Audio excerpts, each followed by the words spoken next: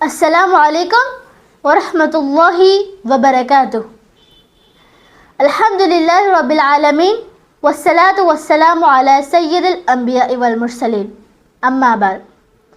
اے باحیا بیٹیوں، بہنوں اور ماؤں، رمضان صرف بھوک پیاس کا نام نہیں، یہ دل، نظر اور نیت کی پاکیزگی کا مہینہ ہے۔ ایک پاکیزہ نظر عورت کے وقار کی محافظ ہوتی ہے اور ایک بے قابو نظر دل کی خاموش عبادت کو چھین لیتی ہے۔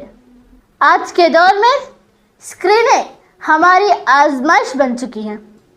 موبائل، سوشل میڈیا، ڈرامے، ریلز، سب کچھ آنکھ کے راستے دل تک پہنچتے ہیں۔ اللہ تعالیٰ نے عورت کو عزت دی ہے اور اس عزت کی حفاظت نگاہوں کی حفاظت سے شروع ہوتی ہے۔ پردہ صرف لباس کا نہیں، پردہ نظر کا بھی ہے، پردہ سوچ کا بھی ہے۔